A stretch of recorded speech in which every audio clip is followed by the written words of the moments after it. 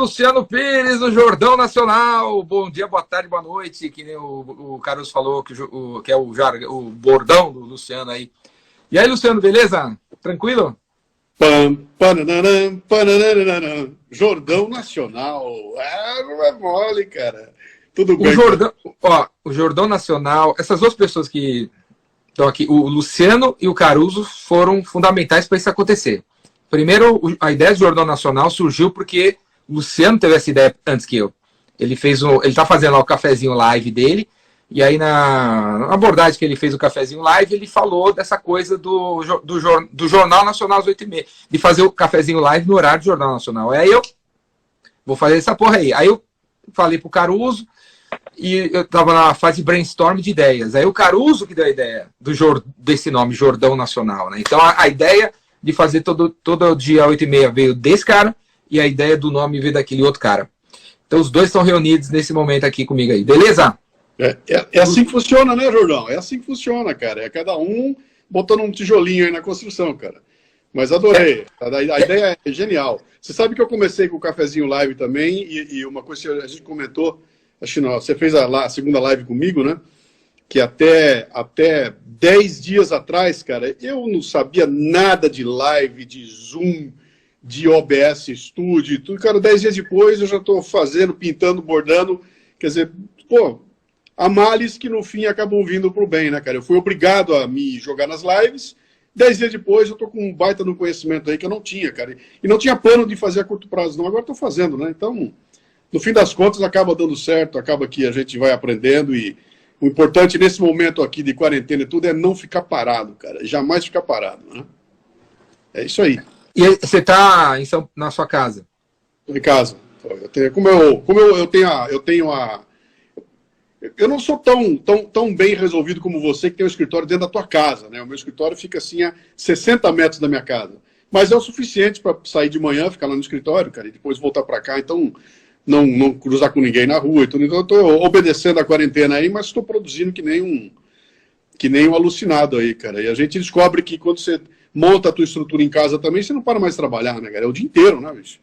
É o dia inteirinho, de noite, então toca um negócio, senta lá, já estou escrevendo, já estou fazendo, então o volume de trabalho aumentou barbaramente. O Luciano era um cara, ele era diretor de marketing da Dana, que foi uma empresa, a Dana ainda existe, né? Foi uma puta mega empresa de autopeça e tal, inovadora, escambau. E aí, mas antes disso, ele sempre se considerava um cartunista, ele tinha uma alma que não era só aquela corporativa, e aí depois de muito tempo ele largou a Dana e começou a carreira solo dele e tá fazendo as coisas dele. Eu tô mencionando isso porque a pergunta é, o que você poderia dizer para uma pessoa que está aqui, que hoje é funcionário de alguém, trabalha numa empresa multinacional como você trabalhou, e já há alguns anos acorda, vai dormir todo dia falando, pô, você tem que sair disso, você tem que sair disso, você é cartunista, você tem que viver de outras coisas e não dessa empresa aí. O que você poderia dizer, que dica que você poderia dar para ajudar essa pessoa a aproveitar esse momento que todo mundo vai refletir várias coisas, para se jogar, véio, se jogar logo pro negócio aí a sua mente pede para você fazer e sair desse emprego que você não gosta tanto. Cara, eu vou lembrar uma coisa que o Max Geringer falou para mim uma vez, né, acho que eu tenho um Leadercast, ele falou no Leadercast, ele falou o seguinte, que você sabe que chegou a hora quando você acorda de manhã e fala, puta, bicho, eu vou ter que trabalhar de novo, né? Aí chegou a hora, sabe, a hora que é difícil levantar para ir fazer alguma coisa, chegou a tua hora e você vai ter que tomar uma decisão. Não dá para ser louco, ou pouquíssimas pessoas têm condições de pegar e chutar tudo e resolver e viver de outra forma a vida. Você tem que preparar, tem que ter um tempo para preparar ali, né? Então, acho que a primeira coisa é você fixar um time frame ali. Falar, cara, olha, daqui a 2 anos, daqui a 3 anos, eu quero estar em outro lugar. Então, eu vou trabalhar para estar nesse outro lugar, né? E você tá em cima do teu carrinho a 80 por hora. Não dá para pular para outro carro se o outro não tiver 80 por hora também, cara. Você não sai de um de 80 e pula para um de 30 por hora, né? Então, você tem que começar a acelerar esse segundo carro. E aí vem essas opções, cara. Ou você vai buscar a decisão estratégica, eu vou buscar um emprego em outro lugar, eu vou começar meu próprio negócio, né? Eu, quando tomei a decisão lá que eu ia um dia sair da Dana, onde eu era diretor, pô, levou 8 anos. Foram 8 anos de construção, devagarinho. Primeiro eu tinha colocado um horizonte de 4 a 5 anos. Acabou virando 8, né?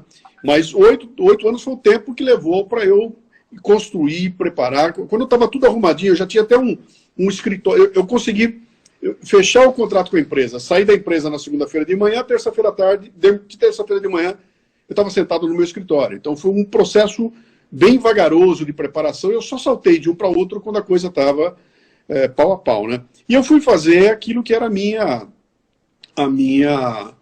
Quando você falou que eu era cartunista, realmente, né? Eu comecei a carreira como cartunista, a minha vida inteira foi com o olhar do cartunista, e quando eu saí da empresa, eu não saí para ser cartunista, né? Cartunista, ganhar dinheiro com cartoon é muito complicado.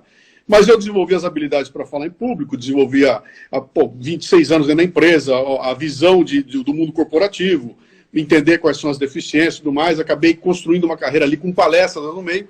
E a hora que eu estava pronto para sair, eu falei, bom, eu já tenho uma carreira, cara. Eu posso sair daqui e amanhã de manhã começar ganhar dinheiro como palestrante, escrever meus livros. Então eu preparei tudo para o dia que eu saísse de um carro e pulasse para o outro, estaria tudo lá dentro funcionando, né? E quando eu fiz isso em 2008, eu saí em abril de 2008, com um plano de, cara, em um ano eu estaria ganhando o que eu ganhava lá, estaria tudo muito bem. E foi tudo arrumadinho até setembro, cara. Em setembro deu a crise do subprime, o mundo acabou, e o negócio que eu tinha montado, cara, que era uma editora e tudo mais, com gente trabalhando comigo, aquele negócio do dia para a noite virou pó, né, cara? Era uma crise que em muitos pontos é parecida com essa que nós estamos vivendo aqui agora, né? De repente virou tudo pó. O mercado parou, tudo acabou e não tinha mais palestra, e aí eu passei 2 anos praticamente pagando para trabalhar, cara. O dinheiro que sustentou o negócio que eu tinha criado, que era o Café Brasil Editorial, acabou sendo o dinheiro que eu trouxe da empresa. Quando eu saí da empresa, eu ganhei uma grana, toda essa grana foi usada para bancar. E eu banquei aquilo sabendo que lá na frente teria uma volta. Então, aí a história é comprida, continua, mas ali eu fui criando as opções, né? E aí tem uma outra dica interessante que é a seguinte: até 2017, palestra era... Cara, 90%, 85% do meu negócio era palestra. Eu ganhava dinheiro fazendo palestra, mantinha a empresa, tudo era palestra, né? E em 2017 eu comecei a sentir que o bicho ia pegar, porque esse mercado estava mudando muito. Estava começando a ficar diferente. Estava vindo, depois de 2008 a concorrência aumentou barbaridade, mudou tudo no mercado, né? A remuneração de palestra caiu bastante. E eu comecei a olhar para aquilo e falei, cara, esse negócio vai dar encrenca, esse negócio não vai funcionar, isso aí eu vou ter que procurar uma alternativa. E de 2017 para cá foi um trabalho de construção de outras áreas de atuação. Então, profissionalizei para valer o podcast. Hoje eu tenho patrocinadores do podcast, que é uma fonte de renda, e criei o Café Brasil Prêmio, que é aquela área minha de assinatura recorrente, né? Então acabaram se transformando em 3 centros de ganhar dinheiro. Quando chega agora esse momento, que deu esse rolo todo, que o mercado de palestra virou pó, desapareceu, não tem mais, o que está me sustentando são as 2 outras alternativas que eu criei ao longo de 2 ou 3 anos e que acabaram funcionando muito bem agora, né? Porque elas funcionam a partir daqui da minha casa, né? Fala, Luciano, do podcast. Fala de podcast aí. Dá uma palestra sobre podcast para a galera aqui. Então, tipo, o que é, como que dá... qual o tamanho dessa oportunidade? Quem aqui poderia fazer um podcast? Dá uma pincelada no troço aí. E fala do teu aí. Podcast é um negócio que a Rede Globo inventou há 6 meses, né? Lembra, a Rede Globo inventou aqui. Ela inventou o podcast no Brasil. Agora todo mundo faz podcast agora. Eu faço podcast desde 2006. E podcast nada mais é do que alguém diante do microfone gravando algum tipo de... Aliás, não é nem microfone. É alguém criando algum tipo de conteúdo que pode ser áudio, pode ser vídeo, pode ser texto, pode ser e-book, não importa qual é o conteúdo. A pessoa cria esse conteúdo, sobe com esse conteúdo para um lugar, onde ele guarda lá em cima, e esse lugar tem um sistema, que eu não vou entrar em detalhe aqui, onde você, Jordão, vai lá, se inscreve e fala, pô, eu gostei do programa daquele cara, eu quero receber esse programa. E a partir desse momento, esse programa começa a chegar automaticamente onde você escolher, tá? No teu celular, no teu computador. Qual é a diferença básica dele? Você não tem que acessar o blog para saber se tem coisa nova. Você não tem que acessar o site para ver se tem coisa nova. Chega diretamente para você. Você virou um assinante, né? E isso começou muito lá atrás e o principal tipo de conteúdo que tem sido colocado no podcast é áudio. Então as pessoas têm a impressão que fazer podcast é gravar um programa em áudio e distribuir para as pessoas. Não. Podcast é um sistema de distribuição de conteúdo. Qualquer coisa que você botar ali, ele distribui. Você pode fazer um podcast com planilha Excel. Vou mandar, desde que você carregue lá e o pessoal assina e receba, você pode receber um podcast em planilha Excel. Então, é importante entender isso. O podcast é um sistema de distribuição. Ele não é um formato, ele não é um modelo, ele é um sistema de distribuição. Né? Isso posto, o que aconteceu? A tecnologia... facilitou... Que agora inclusive, está evoluindo para o modelo do cara que faz o podcast, filmar ele no estúdio, fazendo o podcast, e botar a versão vídeo no YouTube e a versão podcast nos canais de distribuição, né? Isso então. Nesse momento você acaba quebrando um pouco essa explicação que eu dei aqui, porque quando você coloca um vídeo no YouTube, já não é mais um podcast. O sistema mudou. A distribuição é completamente outra. Não é mais o RSS, não é mais o feed, é outra coisa. Você amplia, né? E isso é tudo válido. Só não deixa de ser um podcast para ser um sistema de distribuição, que agora eu virei um youtuber, né? E durante muito tempo houve um choque com isso, mas aí o pessoal começou a entender que mudou um pouco aquele conceito de que vídeo só com 3 minutos, vídeo só de 4 minutos, vídeo só de 5 minutos. Cara, um dos podcasts mais famosos do mundo, que é o Joe Rogan Experience, o Joe Rogan. Eu escuto, eu vejo e escuto. O programa dele tem 2 ou 3 horas de duração e, cara, ele tem milhões lá no YouTube, cara. Os caras entram para assistir um programa de 2 horas de duração, né? Então, desde que você tenha um conteúdo legal... Cara, inclusive, esse aí é uma estratégia que eu já escutei muito, Luciano. Tipo, para o seu podcast, as pessoas escutarem mais você, aumente o tamanho do podcast, a duração do podcast, porque se ficar muito tempo e o cara gostar, ele acaba cancelando todos os outros. Porque o do Joe Rogan, que leva 2 horas, se você ficar acompanhando dele, você não pode escutar mais ninguém. Exatamente. E aí o cara acaba cortando tudo, e no fim ele vai olhar lá, eu só tenho esse, então eu vou ficar escutando sempre ele, né? Você vai estar, a tua concorrência é pelo tempo das pessoas, né? Estou concorrendo com Netflix, estou concorrendo com livro, estou concorrendo com o tempo dela. A grande vantagem do podcast é que você pode ouvir o podcast enquanto você faz outras coisas. Eu não consigo andar de bicicleta assistindo Netflix. Não dá. Você sentiu uma queda de downloads nesses dias de quarentena? Justamente por isso? Não houve. Eu esperava que aumentasse o download. E, na verdade, o download caiu, mas está acontecendo uma coisa importante nesse momento aqui agora. O meu caiu também. É porque eu fico pensando assim, as pessoas escutavam no trânsito, né? Não tem mais trânsito. Exatamente. Então, e tem outra coisa importante acontecendo agora, que aconteceu tudo ao mesmo tempo agora, né? Exatamente no momento em que entrou aquela máquina da Globo, que todas as rádios, todo mundo... o ranking de podcasts do iTunes, que é histórico, historicamente ele era muito parecido, virou de ponta cabeça, cara, mudou quase tudo. Lá tem um monte de programas, entrou muito programa novo. Então, acabou dividindo a audiência, e então tem um impacto ali. O outro impacto é esse, o pessoal não sai mais de casa. Então, a hora que eu ouvia, era quando eu estava na academia. Não estava na academia, como é que eu faço? Eu acabo ficando em casa, e ali é irresistível. Eu estou parado inerte, eu vou assistir um filme, vou ler um livro, né? Então, houve uma queda lá. Mas, voltando para o ponto que eu estava dizendo lá, a tecnologia, ela evoluiu de tal forma que ela tornou possível qualquer pessoa fazer um podcast. Então, cara, o que nós estamos fazendo aqui agora? Cara, eu vou pegar o áudio dessa nossa conversa aqui, transformo num podcast e põe no ar e acabou. Nossa live lá. Eu gravei a live com você, quarta-feira sai o Café Brasil, que é o som da live, está lá, né? Então, eu consigo fazer, gravando pelo meu fone, um sisteminha de áudio rudimentar, eu consigo criar um podcast, né? Agora, uma coisa... Eu me lembro... e mesmo tá existindo... surgiu em 2006, sei lá, faz tempo, né?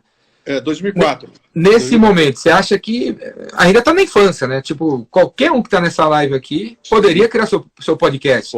Pode. Lixadinho, segmentado. Então, nos anos 60 para 70, acho que foi meados dos anos 70, começaram a surgir as câmeras de Super 8 milímetros, depois Super 8, as câmeras pequenininhas de filmagem, né?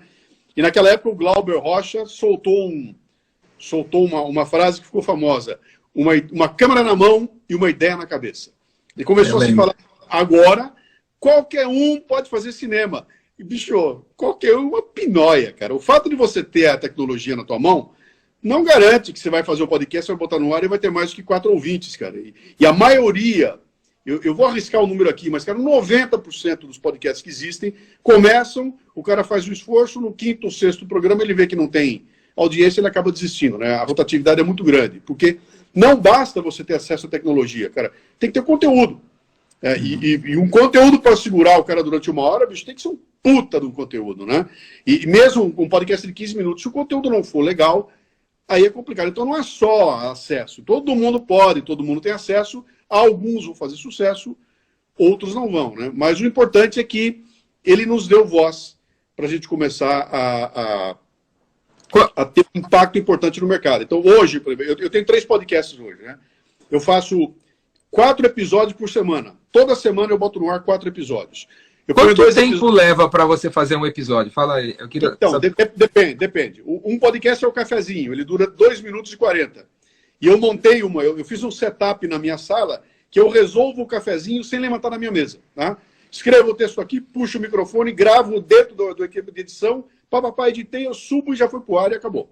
Fiz uma versão dele em vídeo, né? Então ali é muito rápido. Eu diria para você que, sei lá, eu vou chutar, em 1 hora eu tô com o cafezinho pronto e publicado.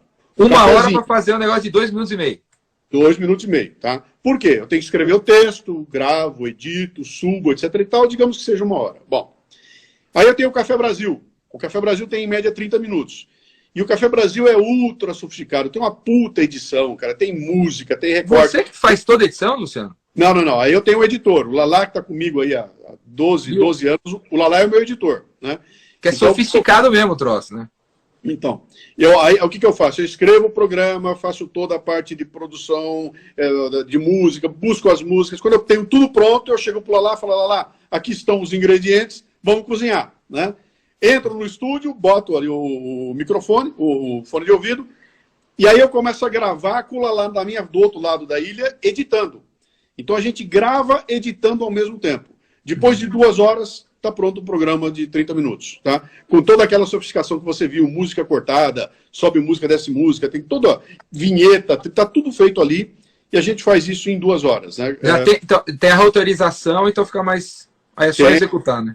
Ele vai todo roteirizado. Só que antes do roteiro eu tive que fazer o programa, então eu tive que sentar, pesquisar, escrever, tem todo um tempo aí. Digamos que eu levasse, 1 dia para preparar um programa, e meio-dia para gravar o programa. Então, 1 dia e meio eu tenho um Café Brasil pronto, tá? E o outro programa é o Leadercast, que o Jordão já participou comigo. E o Leadercast nada mais é do que um bate-papo, né? Que é uma entrevista de 1h30, que aí não tem segredo, né? A gente conversa lá durante 1h20, 1 hora e alguma coisinha, ele vai para a edição, só tem que fazer cabeça e fechamento, tirar alguma bobagem que teve no meio do caminho, e aí eu tenho um programa pronto. Eu gravo a temporada dele, eu gravo 12 entrevistas e lanço a temporada com 12 programas a cada vez. A cada temporada tem 12 programas, né? E esse é muito mais rápido de fazer, porque esse é um programa que depende da agenda do meu convidado. Marquei com você quinta-feira, você foi lá, a gente gravou, tá pronto o programa. Ele durou 1h30 para ser feito. O Lala nem vem no estúdio, eu mando pelo Lala, ele faz na casa dele, repassa para mim, eu passo para uma empresa de transcrição, que transcreve o programa inteirinho, e aí eu publico na sequência, então não tem muito segredo não, né? E o resultado disso aí, cara, é impressionante. O ano passado eu tive 10 milhões de downloads, cara.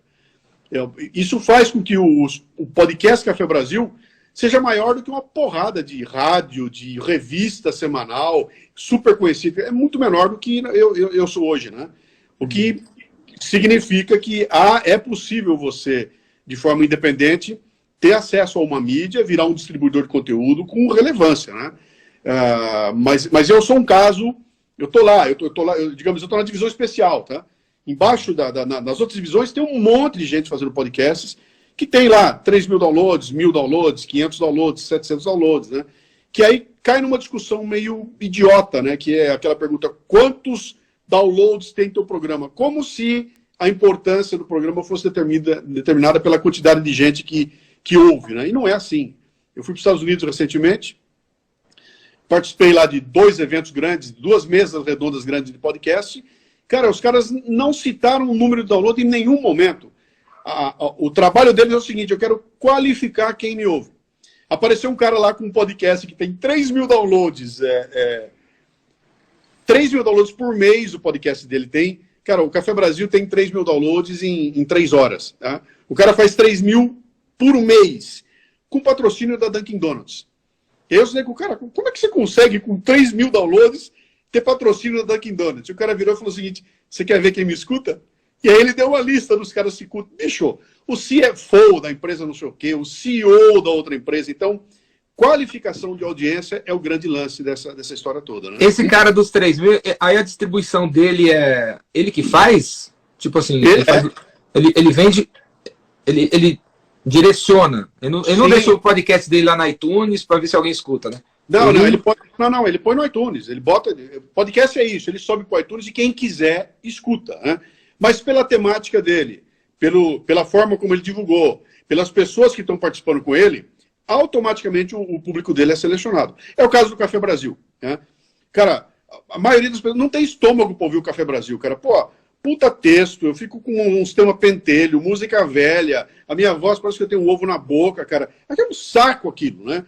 O fato dele ser difícil assim, eu já elimino uma porrada de gente que nem me interessa estar lá. Eu tenho uma audiência que é extremamente qualificada porque é quem passou por uma peneira. Então quem está ali é porque gosta de estar, é porque quer estar, né?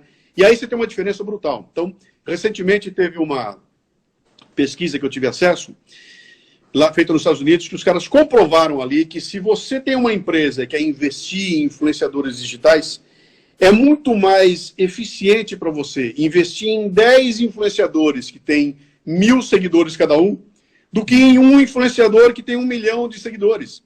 Entendeu?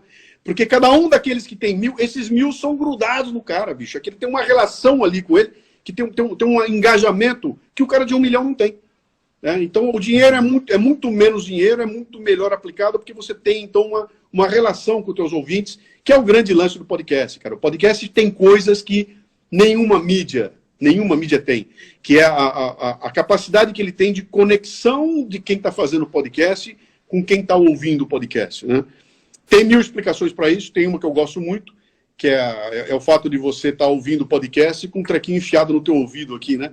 Então a voz do Jordão entra e vibra direto no teu cérebro, cara. Você vibra junto com o cara, então acaba que tendo uma relação ali de... Parece que eu sou teu amigo, parece que eu estou na sala com você, e tem gente que eu encontro que o cara, bicho, você faz parte da minha família, né?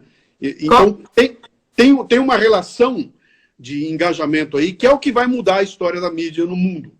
Qual é o... Vai mudar assim. Você lembra assim, qual é o top episódio teu do Café Brasil que todo mundo deveria escutar? Tipo, alguém aqui não sabe, nunca escutou, aí o cara vai baixar agora. Tem quantos episódios? Tá, tem de várias. Eu tô com 700 e... Puta, nem me lembro mais, 730 episódios. Qual 700? Que você lembra de cabeça assim, só? Se você baixar hoje, escute esse. O Café Brasil padrão, que é aquele que todo mundo fala, é o 275, que é o Bohemian Rhapsody. Que foi um programa que quebrou algumas coisas no mundo da podosfera quando ele saiu. Ele saiu em 2011 e foi a primeira vez que eu acho que alguém pegou num programa, num podcast, e fez o que eu fiz, que foi desmontar uma música e remontar a música e pegar o cara pela mão. Oi? Virou filme ano passado. Virou filme ano passado. Em 2011, eu peguei o cara pela mão, levei o cara comigo para dentro do estúdio e botei ele sentado no colo do Freddie Mercury. E aquilo foi um arraso, cara. Quando aquele programa saiu, foi uma coisa de louco, porque eu acho que foi a primeira vez que as pessoas podiam sentir, cara, eu tô chorando com o podcast, bicho. Eu tô arrepiado, tô chorando, eu não fazia ideia que a música que eu ouvi tantas vezes pudesse ser ouvida de novo dessa forma que foi colocada aí, né? Ele realmente ele é um marco. Então, aproveitando, eu quero fazer um comentário, ver se você acha que tem a ver. O Joe Rogan, você, vários caras. Você concorda que você vai ficar 10 anos fazendo uma coisa, aí vai ter uma média assim de audiência, mas você vai ter um programa, você vai ter uma música na tua carreira, você vai ter um disco na sua carreira que vai explodir. Sim. Então, não é? Porque eu estou falando isso porque caso algum de vocês venha fazer alguma coisa parecida, e aí você fazendo, não evolui, continua, porque você deve estar prestes a soltar um vídeo, um texto, um áudio, um episódio que pode ser que exploda. E aí, esse negócio explode, você começa a estar nesse nível aqui. Sim. Então, acho que na carreira de uma pessoa, às vezes você vai ter 3 vídeos, 3 frases, 2 livros e 20 que explodem. E é assim que funciona. Muito dificilmente você consegue emplacar todos os episódios, né? Tipo, sim. A gente tem até um termo para isso hoje, que é hoje o viraliza, né? Viralizou o teu post, viralizou o texto, viralizou o programa, né? Quando viraliza é aquela coisa que explode. O que você tem que fazer, tem que manter uma média. A média tem que estar alta, cara. Então eu tenho um puta esforço com os podcasts que eu faço para não baixar a bola. Eu tenho a minha média é alta, tá? Eles sempre saem programas que são programas que têm. Eu faço o maior esforço para ter um conteúdo legal, para ter a emoção no programa, para ter a coisa muito bem trabalhada. Eu não abro mão da qualidade de produção, qualidade de som. Eu estou lá batendo na trave, né? Sempre lá no alto. E às vezes aparece um que, por alguma coisa do momento, ele explode. Então, um outro programa que é fundamental chama-se... É um programa meio, né? É um programa qual número? Qual que é esse aí? Qual episódio? Qual? Cara, eu não vou lembrar do...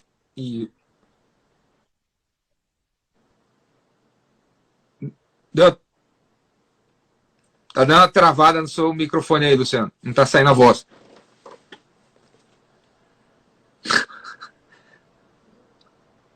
Sua voz não tá saindo aí. Deve ser a velocidade da internet.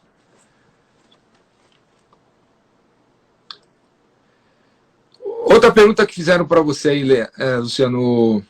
Qual dos livros, voltando à tua voz aí, qual dos livros que você escreveu que você mais gosta? Sem Som do Jordão. Também tô sem som, hein? Também não tá me escutando? Sem Som do Jordão, Sem Som do Luciano. Ah, não. Alguém tá me escutando? Deu algum pau aí? Tão escutando eu. Não tá?